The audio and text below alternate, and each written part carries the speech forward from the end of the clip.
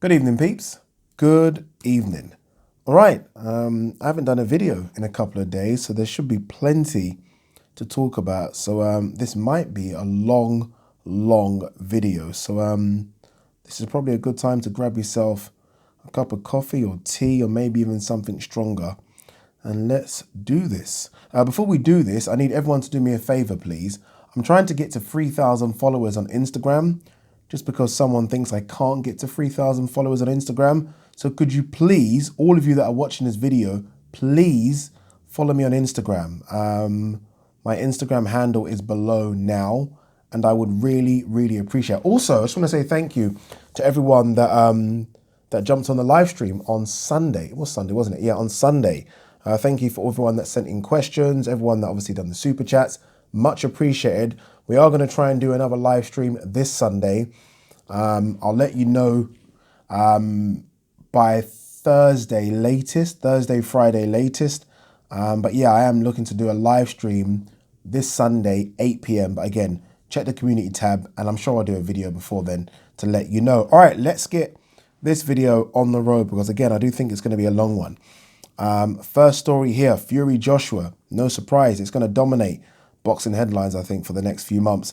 Arum, 95% confident deal gets done.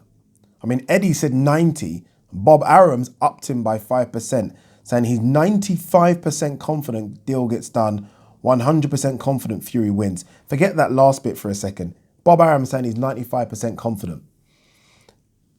The fight's going to happen. The fight's going to happen now. I'm now convinced the fight is happening. The question is it happening next?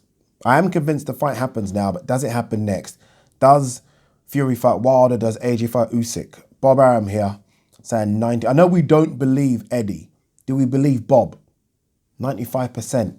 That's it. I mean, literally, I think the only thing in the way now is where the fight happens. That's it. Is it in Saudi Arabia or is it somewhere else? That's it. I don't think it's going to happen in America and I don't think it's going to happen in the UK. So it's either Saudi Arabia or someone else or somewhere else, sorry. But yeah, 95% is massive. You know, I mean, it's not all 50-50, 70-30, 95% people. Interesting.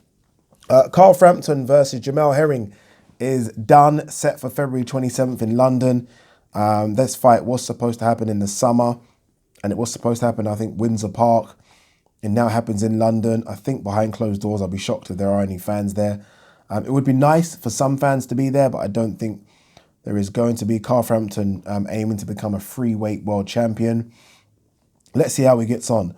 Jamel Herring didn't look good his last fight. And I personally believe if it wasn't for the fact that there is good money on the table for Jamel Herring, I think he would have retired after his last fight. I really do. I mean, he spoke about not wanting his wife to see him the way he looked. It wasn't a great performance either. So, look, let's see how this fight plays out. What's left of both? I mean, look, this could be both of their last fights, if I'm honest with you. What's left with Carl? I think Carl's probably got a bit more, moving up in weight as well. This is a tight weight for Jamel Herring. It's not easy for him to make this weight class. So look, I'm happy that the fight is still on. There was talk about this fight not happening just because of the pandemic, because, again, they were supposed to make a lot of money from the gate on this fight. There is no gate. So I guess both of these people have had to take a bit of a cut. But well done to Jamel for travelling over. And let's see if Carl Frampton become a free-weight world champion. If he does, I think we need to have a conversation of where he is in the sort of British, UK pound for pound. Northern Ireland. Yeah, I think, yeah, British, UK pound for pound. We've got to discuss where he is. But good luck to Carl. Good luck to Jamel as well. I like both of those guys. Ryan Garcia, my brother, don't train, wants to be a police officer, not a boxer. Maybe he should become a police officer. He hasn't got it. And I feel bad saying that, but I watched that fight against the guy he was matched up with. This is on the undercard of Ryan Garcia versus Luke. He hasn't got it. He hasn't got it. So maybe that's the best way for him to go. Eddie Hearn, Haney is world's best lightweight, but has to prove it. He needs a breakout fight. He's not the world's best lightweight. He clearly isn't that. Teofimo Lopez is probably that now. Loma is better than Devin Haney. Ryan's had that fight. Javante's not done much at 135. Has he had a fight at 135? Was Gamboa 135? But anyway, if that was, Gervonta's not done much. But right now, for me, Haney's right at the bottom of that pile. It really is. I would actually like to see Haney versus Richard Comey. I mean, yeah, I want to see him fight those kind of guys, if I'm honest with you. So there's still work for Haney to do for me. We'll see. Canelo's trainer on Golovkin. He looked bad in his last fight, a bit slower. Didn't look bad. And I don't think he was a bit slower. Look, he's slow, but I don't think he's taken a step back to his speed. I think he's actually sped up a little bit. Zerameta wasn't great, and I think he handled business. Let's see. I mean, I'm starting to think that it is Golovkin Canelo 3 in May rather than Billy Joe Saunders Canelo, just because of Billy Joe Saunders now sort of speaking about the Demetrius Andrade fight. He was radio silent on that before. Andrade was calling him out. Now Billy Joe's kind of sort of bit back a bit. And I wonder if it's because he knows he's not getting a Canelo fight. I think they might be going Golovkin Canelo 3. The only thing is, I don't think Canelo wants to make 160 anymore. So Golovkin will have to go up to 168, which shouldn't be a problem. But let's see. Let's see what happens. What's this? Pacquiao, confident of victory, feels Spence is slower than Thurman. I haven't heard from Pacquiao for a long time. Is Pacquiao saying he wants to fight Spence? Interesting, if this is what he's saying. This is interesting. If Pacquiao fights Errol Spence, win or lose for me, and I've said this on this channel already, Pacquiao, we're talking top 10 of all time. I know people are going to come at me and start mentioning names. The names you mention, I can start rolling off Pacquiao's resume to kind of counter who you're going to chuck at me. Pacquiao's top 10 if you fight. I mean, he's gone past his era so many times now. Spence is considered the top man at 147. Not for me, but Spence is considered the top man. Imagine if Pacquiao fights Spence and wins. I mean, if Pacquiao were to fight Errol Spence and win, we're gonna have a top 5 discussion. We're gonna have a top 5 discussion. I don't care. I don't care what you say. We're gonna have a top 5 discussion because this will be silly. This will be silly. Don't think it's gonna happen, but it'll be silly if he even if he fights them, and I mean them as in Crawford and Spence, then he's just unbelievable. He's actually unbelievable. Unbelievable. Let's see. Let's see what will happen.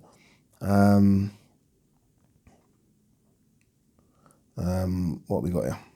A bit about Canelo and Callum Smith. Nothing to really talk about there.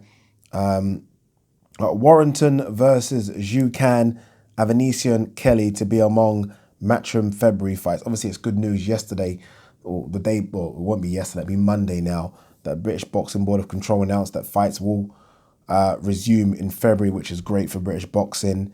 And obviously, I think Matchroom are announcing their shows on Friday, but this will be part of the thing they announce. Warrington versus Jucan. It's a great fight. It's a unification fight, right? Both of them have got titles. Avanesian Kelly's a European welterweight title fight, which is good. It's going to be interesting what they do here with Warrington and Jucan. Obviously, Warrington didn't fight during this period last year when there were no fights, right? He didn't fight on the Matchroom fight cards behind closed doors. And I always felt like the reason he's not fighting is because they needed a crowd in order to get him on one of those cards. Like, he's just below pay-per-view for me, but he makes up for it just because he brings so much on the gate, right? When he fights at Ellen Road, I mean, he can pack that place out. He can't do that now, but he's still, obviously, he must be on a contract where he gets good money. I mean, how they're going to pay him is what I'm trying to get at. Don't know. I have no idea. Because again, this is a unification fight. They haven't just got to pay him, they've got to pay Jucan as well. They're not going to chuck this on pay-per-view, are they? Are they? Don't know, man. Avanesian Kelly was a Saturday night fight, and that still will remain a Saturday night fight.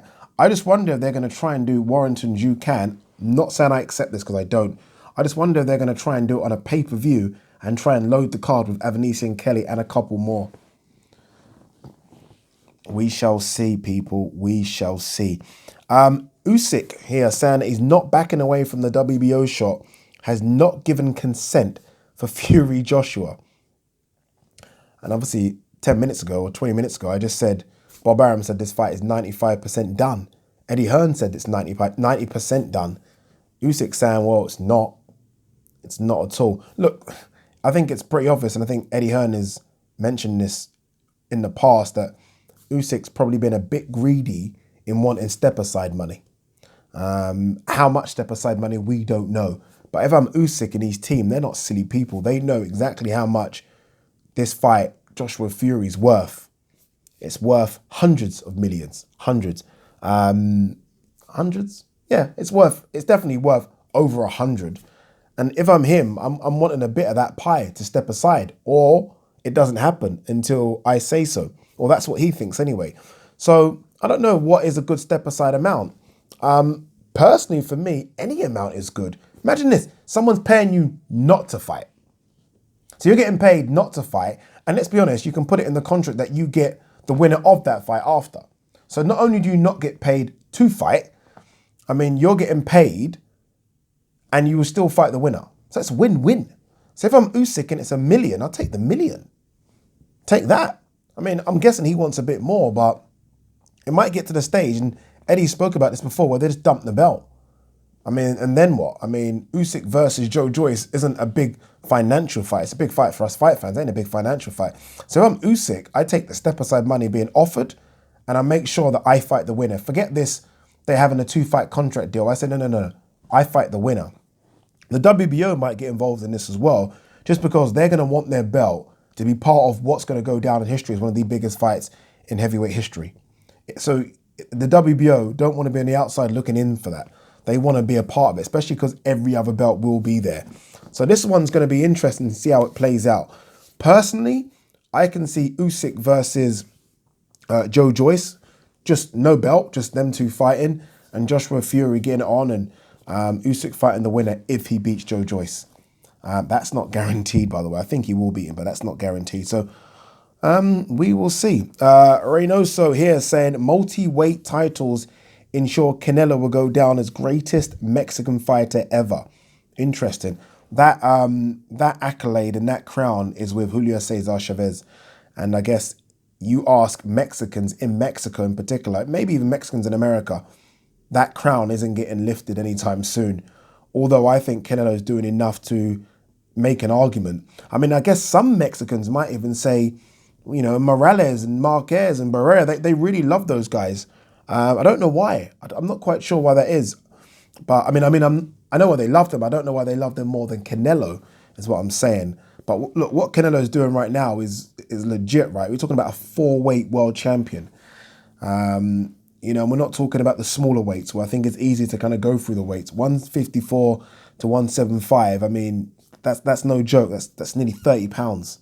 To do that, it's impressive. So credit to him, man. He's the pound for pound #1 right now. I don't know what more he can do to surpass Chavez. I don't know. Maybe clean up at 168. Maybe the Peterbia fight at 175. I don't know. But for me, there's a good argument to say he is the greatest Mexican fighter of all time. That even sounds silly, me saying it, but it's true. Eddie Hearn, Teofimo Lopez wants 10 million for Haney fight. It's not going to happen. He's not even undisputed. I forget that last line because I kind of believe he is undisputed. I know Haney's got the belt, but you guys know how Haney got that belt. He's not worth 10 million. I mean, this is the problem. Look. This is the problem. Like, as much as I like Teofimo and as much as I like Devon and Javante, outside of the boxing world, they're not known like that. They're not super sports stars that everyone knows. They're not. In order to generate that kind of money, I mean, he's asking for 8 figures here. You've got to be known outside of the boxing world, I think, for the fight to really generate some hype. Devin Haney versus Teofimo Lopez ain't that. I mean, that ain't that. That doesn't do massive silence for DAZN. And let's flip it to Top Rank and ESPN. That doesn't do pay-per-view numbers like that. This is the problem. As much as I'm excited for these cropper, young 135-pounders, I think they're going to price themselves out of fighting each other.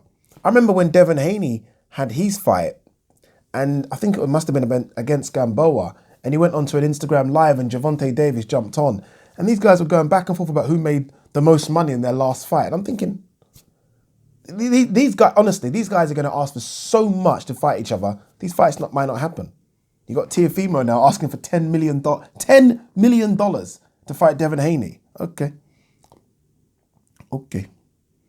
We'll see. Billy Joe Saunders, I don't rate Eubank Jr. at world level. I completely dismiss him. All right, let's talk about Chris Eubank Jr. because we've not really spoke about Chris Eubank Jr.